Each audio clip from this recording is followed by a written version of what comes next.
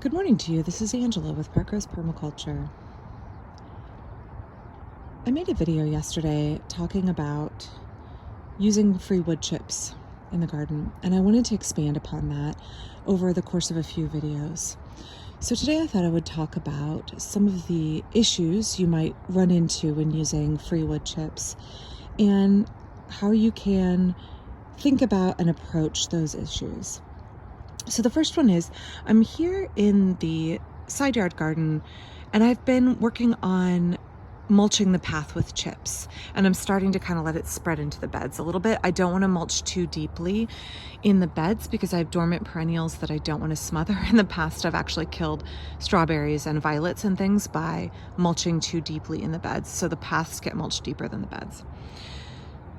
I have 4 kids and 2 dogs, and my path turns into a mud pit in the winter if I can't add extra wood chips. And that's one of the primary issues with using wood chips all over your garden, is that the more fertile your landscape is, the more active your soil ecology, the more quickly your wood chips are going to be returned to the earth and become soil. So that means if your system is thriving, you're going to have a quicker turnover and need to add and replenish your wood chips more frequently. So you can see the wood chips I've just added. We're getting to the boundary here. Here's the ones I added in the fall. It turns brown and gray and they break down, and particularly if you have that mechanical process of wheelbarrows and feet and dog paws going over the paths, it really breaks them down quickly.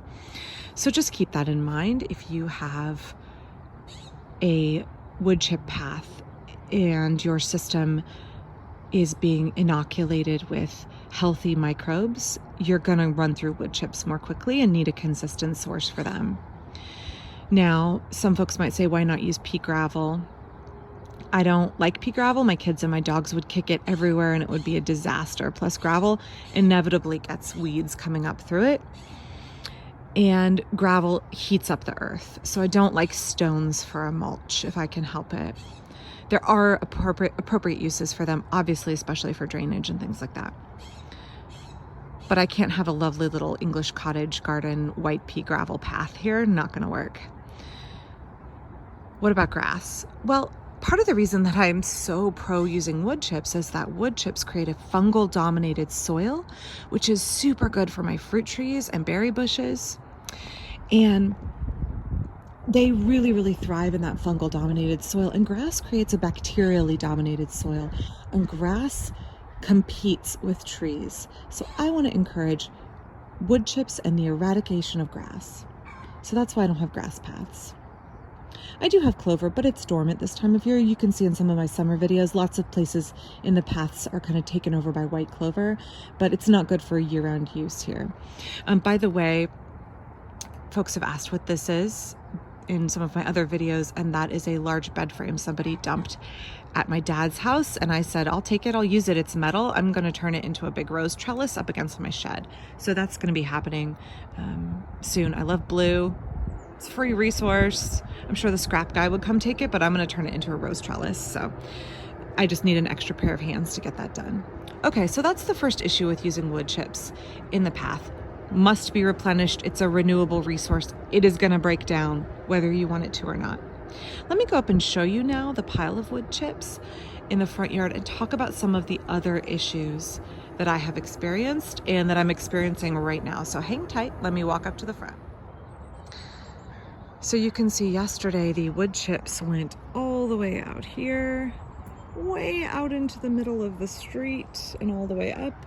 And I worked yesterday afternoon. My 9-year-old was a ton of help and we got a lot of them spread, but I am desperately trying to get them out of the street and be a good neighbor. So that's what I'm working on today. So when you get free chips, there's going to be some issues with your chips, whether you like it or not. And I thought I would talk about that in the context of permaculture and how we want to reframe things, or the mindset that we want to have. So Chip Drop in their terms of service says you won't have ivy or blackberry or bamboo. And also that you can specifically list species you will not take.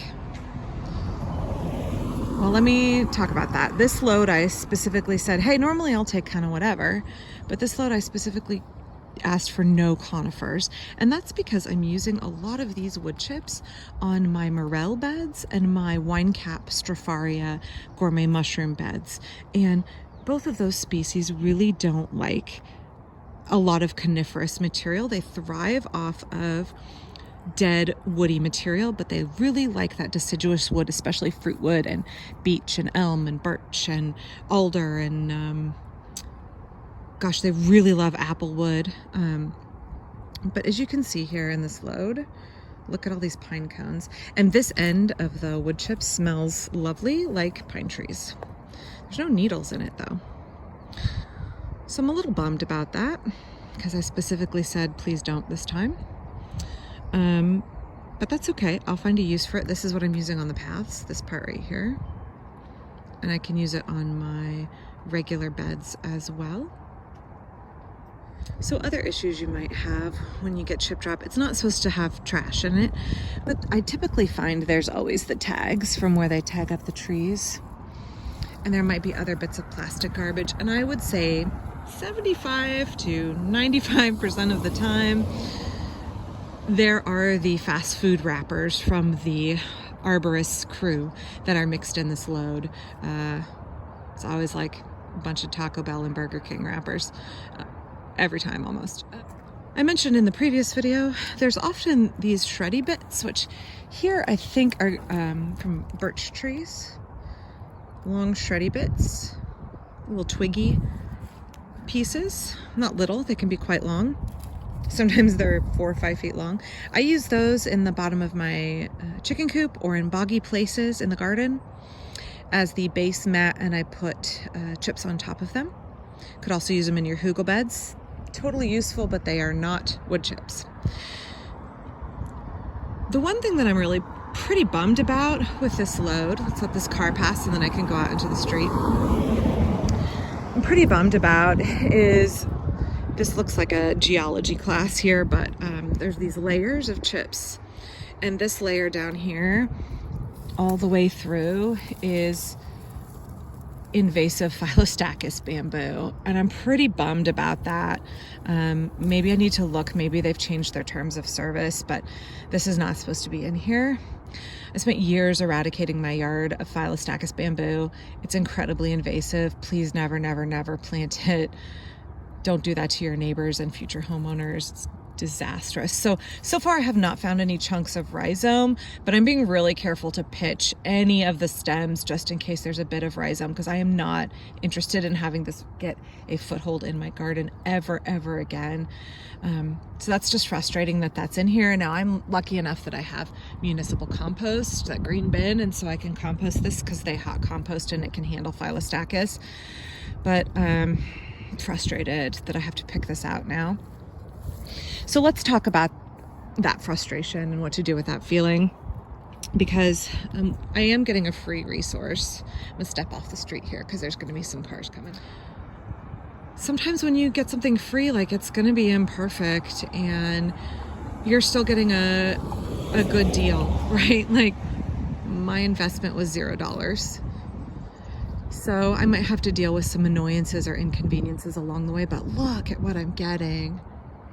So much added fertility.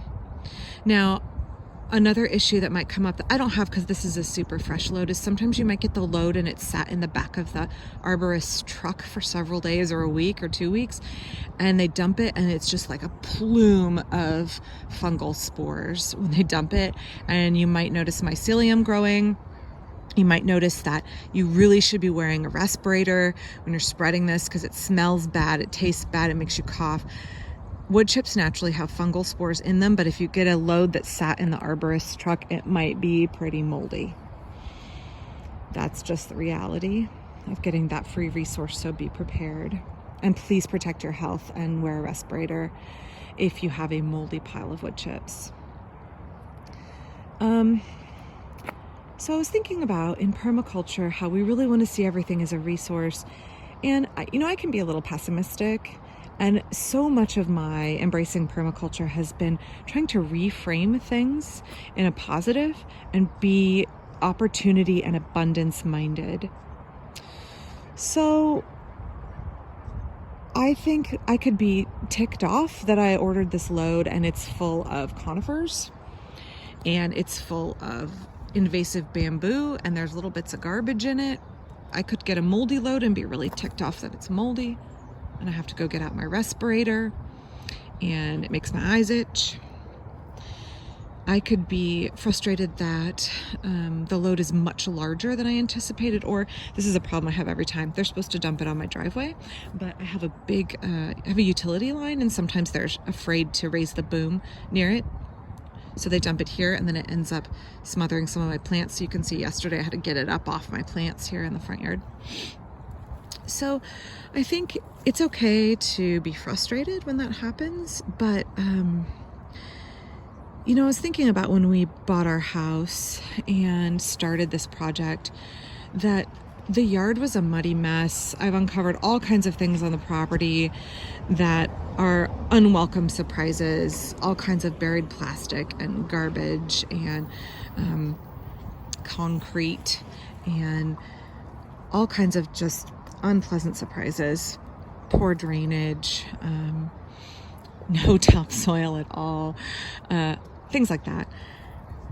And I think when we are embracing permaculture, what we need to accept just as a reality, engage in some radical acceptance that we are working to regenerate desertified, depleted, exploited, damaged, pillaged landscapes.